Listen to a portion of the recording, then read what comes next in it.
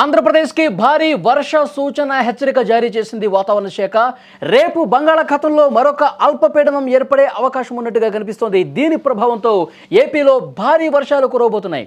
ఈ భారీ వర్షాల నేపథ్యంలో 14 జిల్లాలకు రెడ్ అలర్ట్ వాతావరణ శాఖ జారీ చేసింది. ఇప్పటికే 2 రోజులుగా ఆంధ్రప్రదేశ్లో చాలా ప్రాంతాల్లో కుంభవృష్టి వర్షం కురుస్తోంది. ఈ అతి భారీ వర్షాల నేపథ్యంలో ప్రజలు అప్రమత్తంగా ఉండాలంటూ హెచ్చరిక కూడా జారీ చేసినటువంటి పరిస్థితి.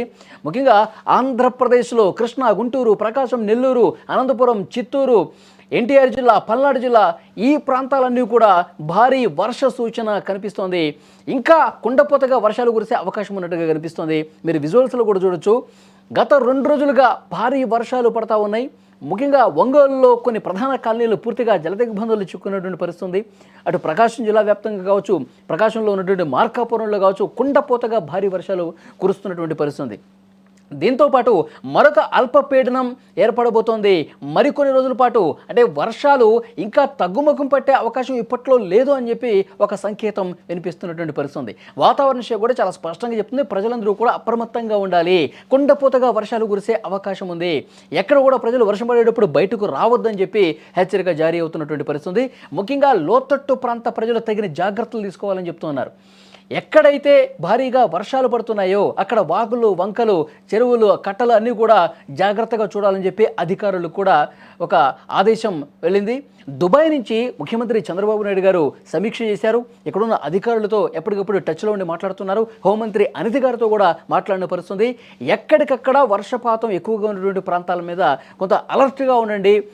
ఎక్కడైతే బీభత్సంగా వర్షపాతం నమోదవుతుందో అక్కడ వెంటనే చర్యలు తీసుకోండి అని కూడా ముఖ్యమంత్రి చంద్రబాబు నాయుడు సమీక్ష సందర్భంగా అధికారులకు, మంత్రులకు ఆదేశాలు ఇచ్చిన పరిస్థితి. దుబాయ్ నుంచి నేరుగా ఆయన మాట్లాడుతూ ఉన్నారు. మరొక వైపు అధికారులు, ముఖ్యంగా కలెక్టర్లు ఆయా జిల్లాల్లో ఎక్కడైతే భారీగా వర్ష సూచన ఉందో, గత 2 రోజులుగా భారీ వర్షాలు పడుతున్నాయో, మరొక 2-3 రోజుల పాటు వర్షపాతం ఎక్కువగా కురిసేటువంటి ప్రాంతాలు ఏవైతే ఉన్నాయో అక్కడ హుటాహుటిన చర్యలు కూడా తీసుకుంటున్నటువంటి పరిస్థితి కనిపిస్తుంది. విజువల్స్లో మీరు చూడొచ్చు. మొత్తం 14 జిల్లాలకు రెడ్ అలర్ట్ జారీ అయిందంటే పరిస్థితి ఏ విధంగా ఉందో అర్థం చేసుకోవచ్చు. పెద్ద ఎత్తున వర్షపాతం నమోదవుతోంది. కాలనీలు పూర్తిగా జలదిగ్బంధమైనటువంటి పరిస్థితి. అల్పపీడన ప్రభావంతో రాష్ట్ర వ్యాప్తంగా కూడా వర్షపాతం బీభత్సంగా కురుస్తోంది. నెల్లూరు జిల్లాలో లోతట్టు ప్రాంతాలు జలమయమైపోయాయి. పునరావాస కేంద్రాలు కూడా ఏర్పాటు చేసినట్టుగా సమాచారం వస్తుంది. కలెక్టర్ హిమాంశు శుక్లా దానికి సంబంధించినటువంటి అప్డేట్స్ ఎప్పటికప్పుడు చూస్తూ ఉన్నారు. నెల్లూరు కలెక్టరేట్, ఎస్పీ కార్యాలయంలో కంట్రోల్ రూమ్స్ కూడా ఏర్పాటు చేశారు. కమ్మవారిపల్లెలో అనంతసాగరం మండలం అక్కడ కూడా వరద విపరీతంగా కనిపిస్తోంది. ఈ జిల్లా వ్యాప్తంగా 2వ రోజు విద్యా సంస్థలకు సెలవు ప్రకటించినటువంటి పరిస్థితి. కృష్ణపట్నం పోర్టులో 3వ నెంబర్ ప్రమాద హెచ్చరిక జారీ చేశారు.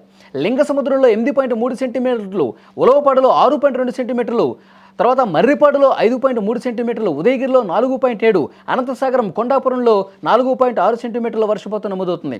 గత 4-5 రోజులుగా కుండపోతగా వర్షం కురుస్తుండటంతో పెన్నా నదిలో వరద ప్రవాహం ఉప్పొంగి ప్రవహిస్తున్నటువంటి సిచ్యువేషన్ కనిపిస్తోంది.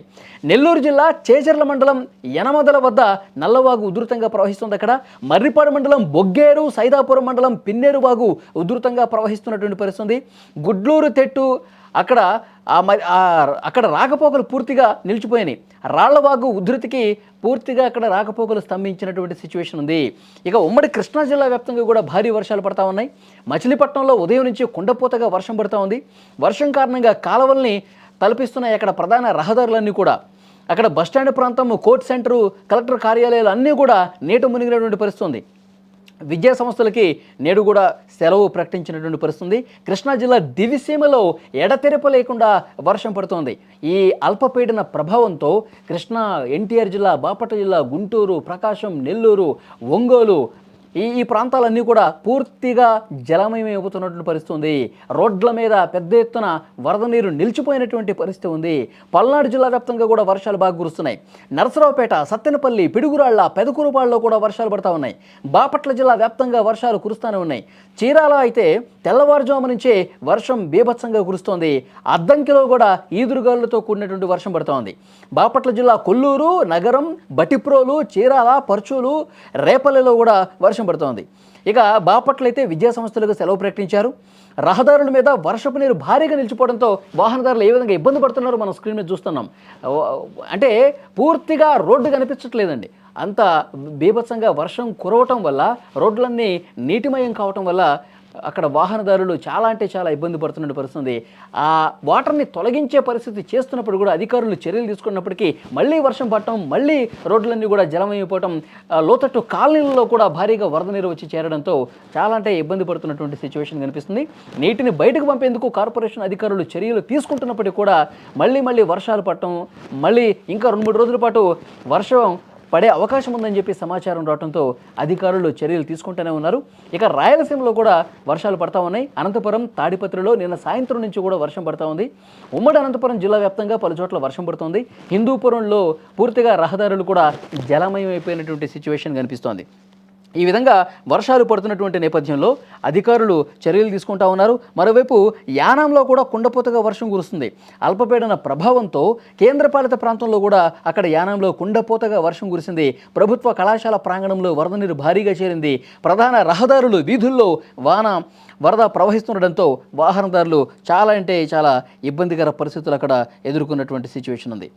ఇంకా ఇటు శ్రీకాకుళం అటువైపు వర్షాలు లేవు, కానీ ఈ బెల్ట్ మాత్రం ఉత్తరాంధ్ర అటు వర్షాలు లేవు. ఈ అల్పపీడన ప్రభావం దీనివల్ల చాలా అంటే చాలా ప్రాంతాలు కూడా జల దిగ్బంధంలో చిక్కున్నటువంటి పరిస్థితి ఉంది. కృష్ణా, గుంటూరు, ప్రకాశం, నెల్లూరు ఈ 4 జిల్లాల మీద ఎక్కువగా ప్రభావం కనిపిస్తోంది. మిగతా రాయలసీమ బెల్ట్ను కూడా మొత్తం కలుపుకుంటే ఓవరాల్గా 14 జిల్లాలకు హై అలర్ట్ జారీ చేసినటువంటి పరిస్థితి ఉంది. మరోవైపు సముద్రం కూడా అల్లకల్లోలంగా కనిపిస్తోంది. సముద్రంలో వేటకు ఎవరు కూడా వెళ్ళొద్దని చెప్పి మత్స్యకారులకు హెచ్చరిక జారీ చేసిన పరిస్థితి కనిపిస్తుంది. ఎందుకంటే ఉవ్వెత్తన ఎగసిపడుతున్నాయి అలలన్నీ కూడా. సో కాబట్టి తగిన జాగ్రత్తలు తీసుకోవాలని చెప్తూ ఉన్నారు. ఇంకా సముద్రం ముందుకొచ్చే అవకాశం ఉంది కాబట్టి ఆ తీర ప్రాంతంలో ఉన్నటువంటి ప్రజల్ని జాగ్రత్తలు తీసుకోవాలని చెప్పి అధికారులు హెచ్చరిస్తూ ఉన్నారు. మరొక ముఖ్యమైనటువంటి విషయం, గత 3 రోజులుగా కురుస్తున్నటువంటి వర్షాలకి లోతట్టు ప్రాంతాలు ఎక్కడైతే జలమైపోయినాయో అక్కడ అధికారులు క్షేత్రస్థాయిలో పర్యటిస్తూ ఉన్నారు. మునిగిపోయినటువంటి కాలనీ వాసులు ఎవరైతే ఉన్నారో వాళ్ళని సురక్షిత ప్రాంతాలకు తరలిస్తున్నటువంటి పరిస్థితి. పునరావాస కేంద్రాలు ఏర్పాటు చేసి అక్కడే వాళ్ళకి నిత్యావసరాలు అందిస్తున్నటువంటి సిచ్యువేషన్ కూడా ఉంది. మరొక వైపు ఎక్కడైతే చెరువులు ఉన్నాయో, కాలువలు ఉన్నాయో అవన్నీ కూడా ఉప్పొంగి ప్రవహిస్తున్నటువంటి ప్రాంతాలు ఏవైతే ఉన్నాయో అక్కడ హుటాహుటిన చర్యలు కూడా తీసుకుంటున్నటువంటి పరిస్థితి ఉంది. సో అధికార యంత్రాంగం అప్రమత్తంగా ఉంది, ఎప్పటికప్పుడు చర్యలు తీసుకుంటూ ఉన్నారు. మరొక అల్పపీడనం ఏర్పడి మరింత ఉధృతంగా ఈ వర్షాలు కురిసే అవకాశం ఉందని ఒక సమాచారం రావడంతో, ఒక హెచ్చరిక రావడంతో అధికారులు హుటాహుటిన చర్యలు తీసుకుంటున్నటువంటి పరిస్థితి ఉంది. దుబాయ్లో ఉన్నటువంటి ముఖ్యమంత్రి చంద్రబాబు నాయుడు గారు నేరుగా మంత్రులతో, అధికారులతో ఎప్పటికప్పుడు మాట్లాడుతూ ఉన్నారు. లోతట్టు కాలనీలు ఏదైతే ముంపుకు గురైనటువంటి ప్రాంతాలు ఉన్నాయో అక్కడ వేగంగా చర్యలు తీసుకోండి అని చెప్పి ఆయన ఆదేశాలు జారీ చేసిన నేపథ్యంలో కలెక్టర్ కార్యాలయాల్లో కూడా కంట్రోల్ రూమ్స్ ఏర్పాటు చేసి యుద్ధ ప్రాతిపదికన చర్యలు తీసుకుంటున్నటువంటి పరిస్థితి కనిపిస్తోంది.